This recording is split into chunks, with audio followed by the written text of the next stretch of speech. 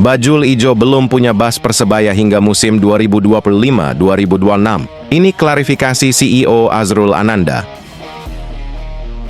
CEO Persebaya Surabaya, Azrul Ananda, memberi penjelasan terkait pihaknya yang hingga memasuki musim 2025-2026 belum memiliki bas pribadi.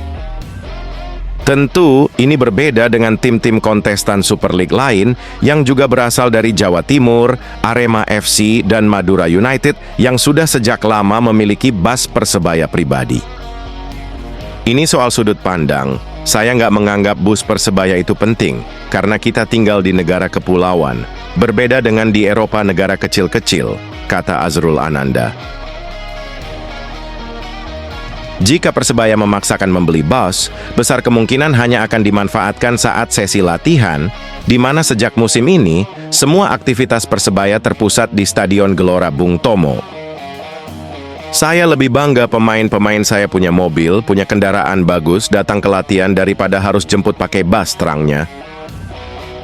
Azrul sempat mencontohkan kebanggaannya soal pemain memiliki kendaraan dari cerita Andika Ramadhani, salah satu kiper Persebaya yang diorbitkan dari tim Persebaya Junior. Berkat kerja keras, Andika Ramadhani dipromosikan ke tim senior Persebaya. Baru setahun menjadi pemain inti di Persebaya, dia bisa beli mobil, kan saya bangga. Daripada beli bus, saya lebih bangga pemain saya punya kendaraan semua, pungkasnya. Bruno Moreira ungkap, Persebaya punya pemain hebat musim ini. Dominasi pemain asing asal Balkan di skuad Persebaya Surabaya tidak berpengaruh pada cara berkomunikasi dalam tim, khususnya dengan pemain-pemain asing lainnya dalam skuad Green Force. Menurut Bruno Moreira, kehadiran pemain asal Balkan memberi warna baru bagi tim. Meskipun berbeda kultur dan kebiasaan, kapten tim Persebaya itu menuturkan bahwa pemain-pemain asal Balkan di tim sudah beradaptasi dengan baik. Dari 5 pemain Balkan, 3 diantaranya sudah pernah bermain di Indonesia, yaitu Dim Dimov, Risto Mitrevski, dan Dejan Tumbas.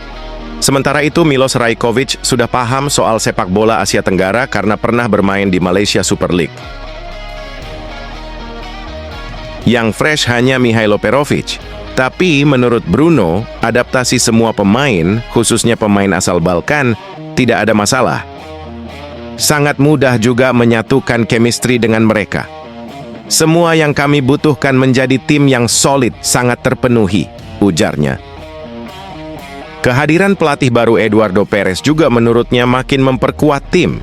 Pelatih asal Spanyol itu bisa menyatukan semua karakter yang ada dalam tim. Persebaya juga punya pemain-pemain hebat musim ini, paparnya. Bruno menuturkan, persiapan jelang kick-off Super League sangat bagus. Dia menambahkan bahwa Persebaya sudah menjalani masa pramusim dengan luar biasa.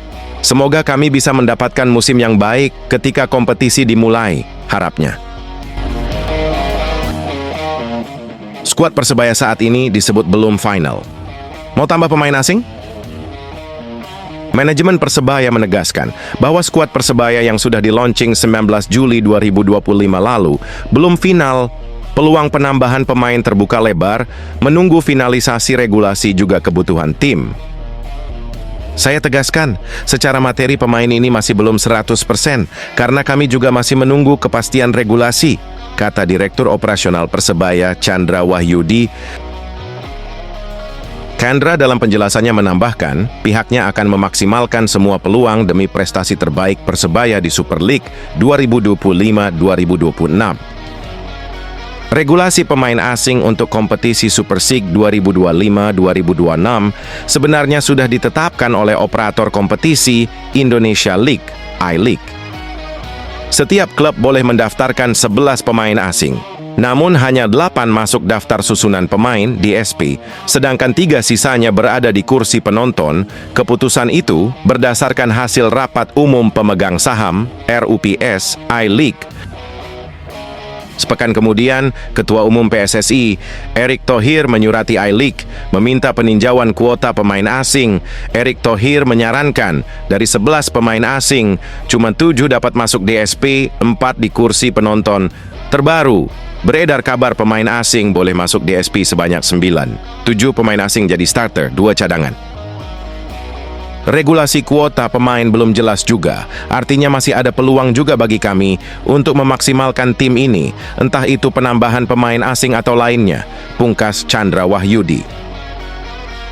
Saat launching tim, Persebaya baru mengumumkan 27 pemain, 8 diantaranya pemain asing. Artinya peluang untuk menambah pemain asing masih terbuka lebar.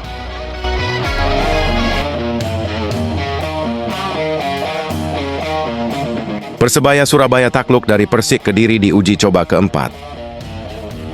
Persebaya Surabaya kembali menjalani laga uji coba jelang kick-off Super League 2025-2026. Laga keempat ini mempertemukan Green Force dengan Persik Kediri di Stadion Gelora 10 November, Surabaya. Pertandingan ini menjadi bagian dari persiapan matang tim kebanggaan Arek-Arek Surabaya sebelum laga perdana Liga yang dijadwalkan pada 8 Agustus mendatang. Pelatih Eduardo Perez kembali merotasi pemain dan strategi untuk mematangkan komposisi tim utama. Namun, hasil tak sesuai harapan karena Persebaya Surabaya harus menelan kekalahan tipis 0-1 dari Macan Putih. Ini menjadi kekalahan pertama dari total 4 laga uji coba yang telah dijalani Persebaya Surabaya sejauh ini. Bagi bonek, kekalahan tersebut bukan hal yang harus disikapi secara berlebihan. Suporter setia Persebaya Surabaya justru mengajak tim untuk menjadikan laga ini sebagai bahan evaluasi besar-besaran. Total sudah 4 pertandingan uji coba yang dijalani Persebaya Surabaya sejak awal Juli. Hasilnya cukup menjanjikan, 2 kemenangan, 1 hasil imbang, dan 1 kekalahan. Kemenangan pertama didapat atas Western Australia dengan skor 2-0, kemudian Persebaya Surabaya juga menang 1-0 atas PSS Sleman, menunjukkan progres signifikan di lini pertahanan. Satu-satunya hasil imbang diraih saat melawan Persik Kediri pada laga sebelumnya, yang berakhir dengan skor 2-2. Laga tersebut memperlihatkan ketajaman lini serang Persebaya Surabaya yang tampil agresif sejak menit awal. Namun pada uji coba keempat kali ini, Persik berhasil mencuri kemenangan 1-0 di kandang Persebaya Surabaya.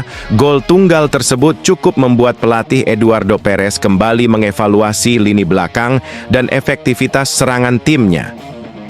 Meski kalah, atmosfer di tribun tetap menunjukkan dukungan penuh dari bonek. Banyak dari mereka menganggap kekalahan ini sebagai proses pembelajaran penting sebelum tampil di kompetisi resmi. Salah satu hal yang menjadi sorotan adalah belum terlihatnya ciri khas permainan Arek Surabaya di 4 laga uji coba ini.